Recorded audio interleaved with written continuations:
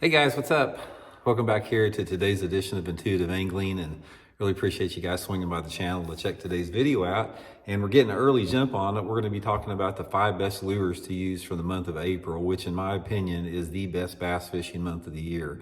So I've got 5 lures here that really work good for me. Going to give you guys some tips and advice on how to fish them and the type of water they work in. And I'm completely confident this is going to add up to some good fish for you guys. So hope you guys enjoy it. Also, guys, just a big thank you out there for everybody that's been hitting that subscribe button here at Intuitive Angling. If you haven't subscribed yet, I'd like to invite you to do so. It's a good way to support the channel. And also, guys, all of the baits that I talk about today, I'll have them linked in my tackle warehouse description in the video here. If you guys are interested in picking some up, using that link's a good way to support the channel. So thank you very much for everybody that's been doing that. Okay, here we are, man. It's the time to film this video. This is the last week of March, so we're getting ready for that right now. In fact, I got a tournament tomorrow at Lake of the Ozarks, and I've got several of these baits tied on already, even though it's a little bit early for them. I still got them tied on. But April is my favorite month of the year to fish in terms of catching bass. I mean, there's other times of the year, like it's really cool to get out in the fall time when the leaves are falling, and you know, sometimes like in May, it's really weather's really nice, and you know, everything's getting green, you know, super vibrant green in May.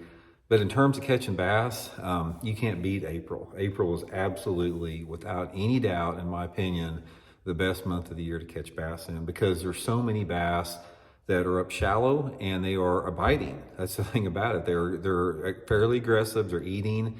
And while you have most of the year, you've got a large percentage of the bass that just roam out in open water, and they have forever, ever since there's been lakes. In April, you've got most of the bass are starting to move shallow, or they're transitioning into that, or they are shallow. So there's it's a really good time for traditional bass fishing. So, okay, let's get into the 5 baits. I'm going to talk a little bit about them and sort of give you guys some tips and advice on what to look for.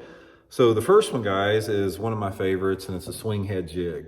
I use the Biffle hard head, and most of the time my favorite trailer is the Zoom Z-Crawl right here, either a Z-Crawl or a Z-Crawl Junior.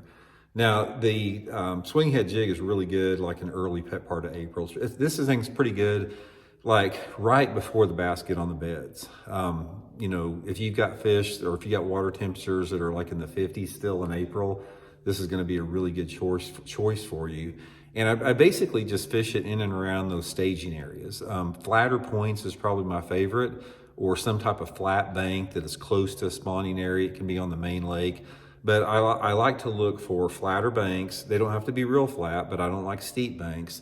Flatter banks that have gravel, clay, sand, or small rock on it. Fish them, you know, depending upon the water clarity. I'm fishing it anywhere between 5 to 20 foot deep. Best water clarity for a swing head jig is usually in that 2 to 5 foot zone. So definitely want to get you some of the swing head jigs here. Like I said, I'll link, this is the Biffle hard head, which is a really good one here. Okay, the next one, guys, this is probably, if it's not my favorite, it's my second favorite, and that's a shaky head on a light head with a soft plastic stick bait on it. Now, most of the time of the year, I use a Zoom trick worm on it. In April, I use a Zlinky or Senko or whatever, and I put it on a light head. This is the Gamakatsu tricky head. You guys have heard me talking about it. It's got just a super, super sharp hook on it, O'Shaughnessy bend. Great keeper. It's the best shaky head hook I've ever found. But you can't beat a light shaky head. And like I said, I go with the 1/16 of an ounce. I don't go with the 1/8. The 1/16 will get you a lot more bites. And you want to fish the shaky head in and around those areas where you think those fish are really close to bedding. So I'm basically going into the flatter coves, bays, that type of stuff, and just fan casting the shaky head all down the bank, anywhere between, say, 3 to 20 foot of water. Again, depending upon the water clarity. But a shaky head will get you good bites, and it'll get you a lot of bites. Okay, the next one is sort of similar in the fact that I fish it in the same area, and that's the same bait. It's the Zlinky or Senko rig Wacky style. First of all, guys, with Wacky, you guys have heard me talk about this before. Get rid of your collars. Those little collars they slip on there. Just take your hook and just stick it straight through the worm like that. It doesn't cast. I mean, you can still get tons of casts without losing one. It looks more natural in the water. It falls like that with the hook point up, so those fish never miss it. Just rig it just like that. And the Wacky rig is a little bit different. I'm fishing it in the same flatter spawning type coves, but I'm fishing it shallower. It's like when I think those bass are shallow, like in 2 to 5 foot of water, the Wacky rig's my first choice, and the shaky head's a little bit better if those fish are a little bit deeper. Say if they're down into that 5 to 10 foot range, shaky head would be good. But both of these work hand in hand. I have never fished in April where I do not have both of these baits on, or at least have for the past 30 years. These two baits are always on my rod in the month of April time. Usually I fish them both on 8-pound test, Seagarn, Vizex fluorocarbon. And the Wacky is a lot slower to fish. I mean, it's a slow falling bait. You know, you can't cover quite as much water on it, but it's a really good bait to catch every fish that's in the area there. Okay, the third one, guys, is my throwback jig, my Blaukat throwback jig in the black and chartreuse with a green trailer on it. This is the key color, guys, black chartreuse, green trailer. Now, we've talked a little bit about how the bass prefer different colored jigs in different months. In February and March, I catch a bunch of fish on a brown or brown and orange.